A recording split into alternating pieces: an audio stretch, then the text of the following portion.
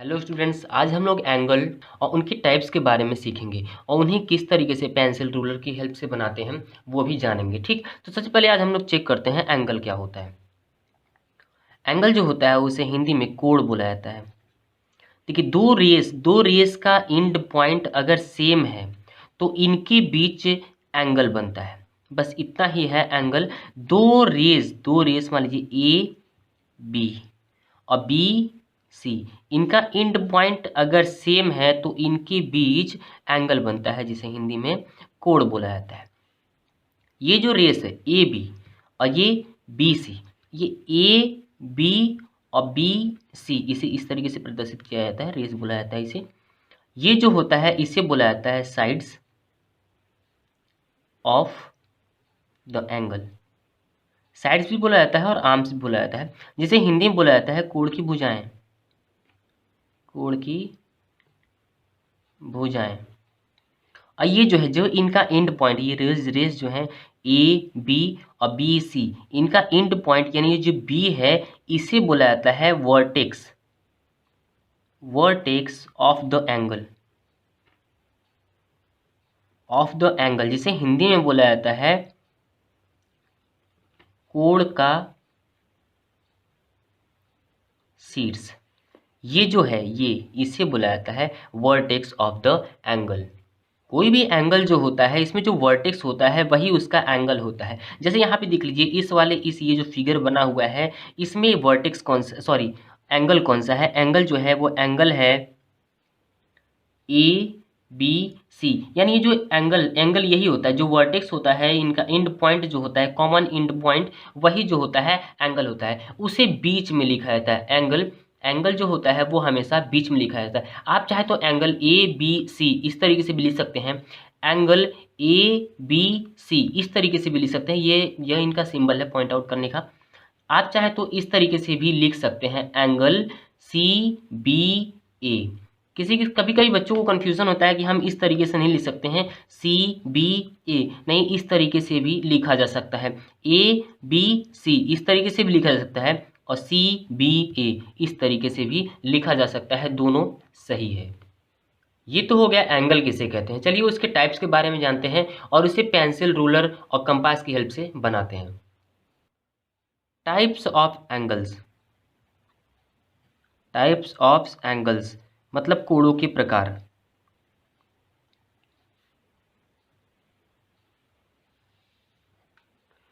सबसे पहला जो एंगल है वो होता है एक्यूट एंगल, जिसे हिंदी में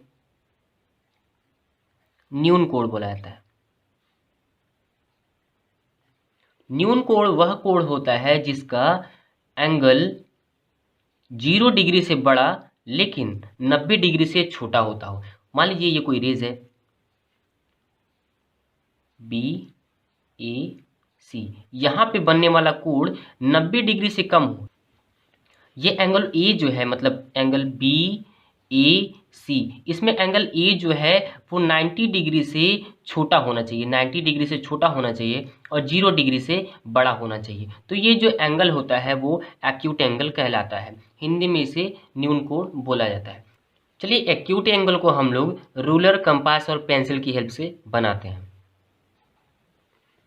एक्यूट एंगल बनाने के लिए सबसे पहले हम किसी भी लेंथ की एक लाइन खींचते हैं। मान लीजिए हम 4 सेंटीमीटर का एक रेस बनाते हैं, लाइन खींचते हैं और यहाँ पे फिर किसी भी रेडियस का कितना ही बड़ा रेडियस लेके एक यहाँ पे इस वाले जो पॉइंट जो एंड हुआ है वहाँ पे एक आर्क लगाते हैं।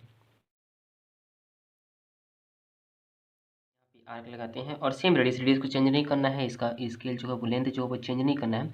और यहाँ पे एक यहाँ पे आर्क लगाते हैं। ठीक, ये जो पॉइंट कट हुआ है, एक अगर इसका नाम देना चाहें तो नाम दे सकते हैं, पॉइंट लिखना चाहते हो तो लिख सकते हैं। और फिर ये जो पॉइंट यहाँ से इस वाले पॉइंट को टच करते हुए एक लाइन खींचते हैं। ये जो पहला यहाँ से जो आपने लाइन खींचा, यहाँ से जो आर्क लगाया था पहला, ये जो आर्क होता है वो 60 डिग्री का होता है। ये यहाँ पे जो एंगल बना वो जो है वो 60 डिग्री का है।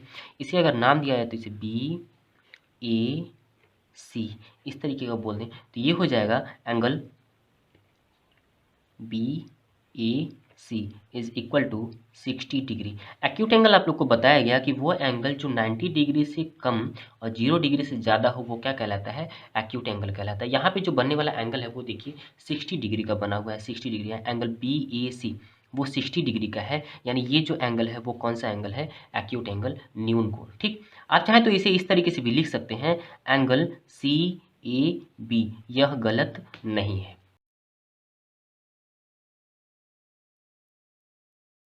अब चलिए दूसरा एंगल पढ़ते हैं। टाइप्स ऑफ एंगल जो हमने बताया, पहला एंगल तो आपने एक्यूट एंगल जान ही लिया। अब दूसरा जो होता है वो होता है राइट एंगल,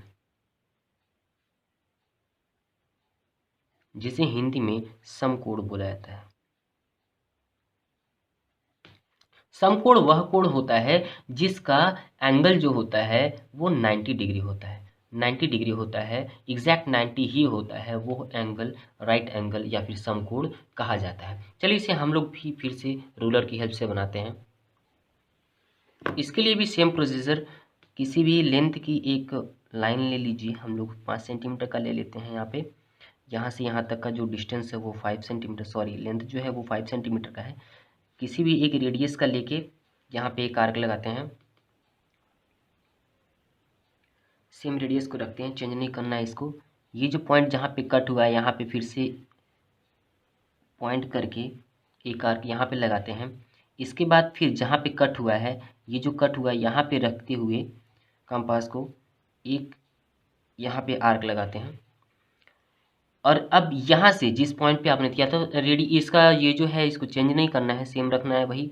फिर यहाँ पे एक लगाते हैं आर्क, और ये जो इस बार कट हुआ है यहाँ पे रखते हुए अपनी पिन, सॉरी कंपास को एक आर्क यहाँ पे लगाते हैं।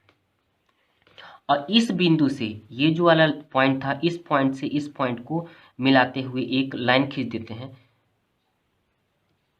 ये जो एंगल बना हुआ है वो 90 डिग्री का ही होता है। ठीक, ये जो है अभी आपने बताया राइट, आपने जाना कि राइट एंगल क्या होता है, ऐसा एंगल जिसका एंगल जो होता है वो 90 डिग्री का होता है, एग्जैक्ट 90 डिग्री का होता है, वो राइट एंगल कहलाता है या फिर समकोण कहलाता है। इसमें बनने वाला लाइन जो है, इसमें बनने वाला एंगल जो है, मतलब ये बी ए सी है। ठीक, तो यहाँ पे जो एंगल बना हुआ है वो 90 डिग्री का है, मतलब ये जो एंगल है वो कौन सा एंगल है, राइट एंगल है या फिर समकोण है। देखिए इसे अगर लिखना हो तो इस तरीके से लिखा जा सकता है, B A C is equal to 90 degree, या फिर एंगल सी ए बी। आप चाहे तो इस तरीके से लिखें, आप चाहे तो इस तरीके से लिखें, दोनों सही है। ठीक, तो ये हो गया राइट एंगल। अगला एंगल चलिए समझते हैं।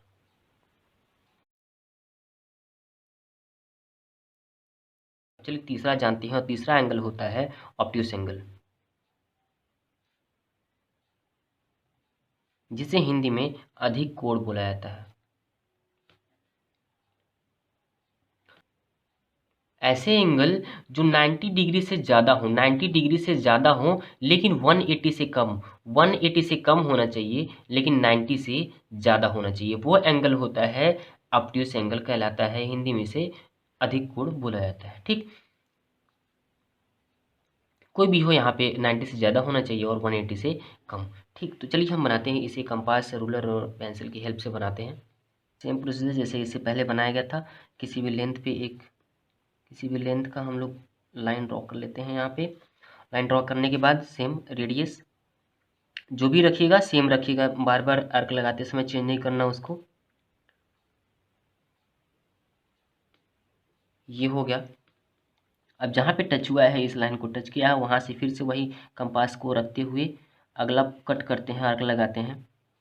फिर ये जो होता है, ये डिग्री जो होता है ये 60 डिग्री होता है, 60 डिग्री। और इसके बाद का जो होगा सेम, अगर ये रखते हैं कंपास की मेजरिंग पॉइंट टेप, चेंज नहीं करते हैं, तो ये जो होता है, ये अगला जो है वो 120 का है। ये 60 का था, डबल होता चला जाता है, ये 60 का है, ये 120 का। इसके बाद अगर लगाते हैं तो 180 का हो जाएगा।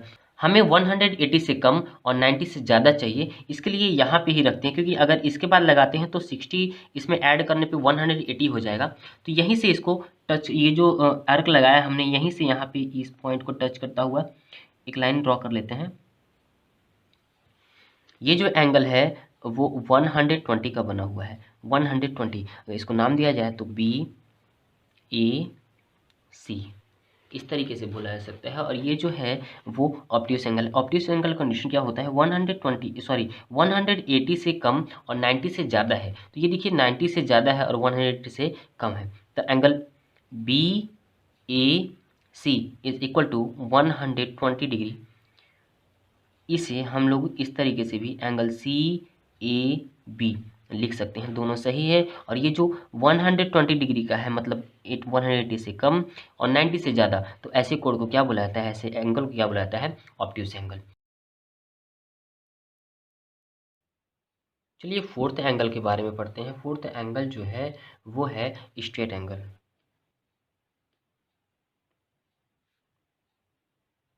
जिसे हिंदी में रिजु कोण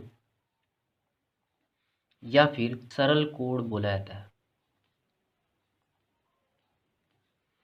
स्ट्रेट एंगल जो होते हैं वो 180 का ही होता है। ऐसे एंगल जो 180 डिग्री के होते हैं वो क्या कहलाते हैं, स्ट्रेट एंगल या फिर रिजिड कोण या फिर सरल कोण बोला जाता है। चलिए इसे हम लोग पेंसिल रूलर की हेल्प से बनाते हैं।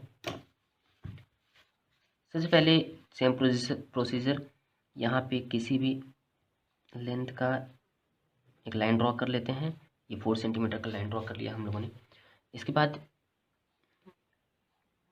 बाद सेम कोई भी रेडियस रखते हुए आर्क लगाया यहाँ पे, जहाँ पे कट हुआ है, जहाँ पे टच हुआ है, यहाँ पे सिर्फ रखते हुए ये 60 डिग्री, पहला आर्क 60 डिग्री, फिर उसके बाद सेकंड वाला 120 और इसके बाद थर्ड जो होगा वो ऑटोमेटिक 180, 60 60 60 होता चला जाता है और ये 180 का हो जाता है। और यहाँ से इसको टच करता हुआ एक लाइन ड्रॉ कर लेते हैं। ये जो बना एंगल वो हो गया 180 डिग्री का, 180 डिग्री का। देखिए बी ए सी, ठीक, angle B A C is equal to 180 degree, या फिर हम चाहे तो इसे एंगल सी ए बी भी लिख सकते हैं, ठीक, दोनों सही है। ये जो होता है ऐसे एंगल जो 180 डिग्री के होते हैं वो क्या कहलाता है, स्ट्रेट एंगल या फिर सरल कोण। अगला फिफ्थ जो है वो है रिफ्लेक्स एंगल, जिसे हिंदी में बृहद कोण बोला जाता है, बृहद कोण, ठीक। ऐसे एंगल जो 180 से ज़्यादा होते हैं, 180 से ज़्यादा होते हैं वो क्या कहलाता है, बृहद कोण या फिर रिफ्लेक्स एंगल कहलाता है, ठीक। ये जो बना है मान लीजिए ये जो एंगल है वो 180 डिग्री से ज़्यादा होना चाहिए और 360 डिग्री से कम होना चाहिए, वो एंगल क्या कहलाता है, रिफ्लेक्स एंगल कहलाता है। चलिए इसे भी हम लोग बनाते हैं।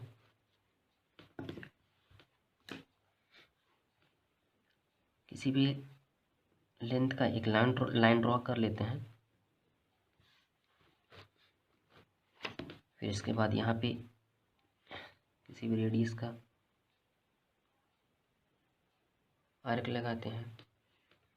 पहला आर्क जो होगा, इसके बाद 60 डिग्री, 120,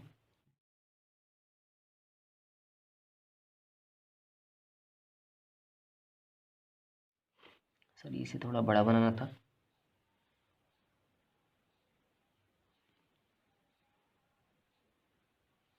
और अगला जो होगा आर्क वो होगा 240 का। तो इसे हमने बताया कि 180 से ज़्यादा और 360 से कम होना चाहिए, तो वो एंगल जो होता है वो रिफ्लेक्स एंगल कहलाता है। तो यहाँ पे हम लोग 240 तक बना ही दिए हैं, तो इससे यहाँ से इस पॉइंट जहाँ पे आर्क लगा था हम लोगों का, वहाँ से उसको टच कराते हुआ एक लाइन खींच लेते हैं। और ये जो एंगल बना है वो हो गया 60 60 60 60, यानी 240 डिग्री का हो चुका है। 240 डिग्री का B A C, angle B A C is equal to 240 degree, या फिर हम चाहें तो इसे एंगल सी ए बी भी लिख सकते हैं। ये जो होगा वो एंगल देख रहे हैं यहाँ पे, ये बना हुआ है 240 डिग्री का। 180 से ज़्यादा और 360 से कम जो होता है वो एंगल कहलाता है रिफ्लेक्स एंगल या फिर बृहद कोण। यहाँ पे बनने वाला एंगल जो है angle B A C is equal to 240 degree है, यानी ये जो कोण है, वो जो एंगल है वो रिफ्लेक्स एंगल बना है।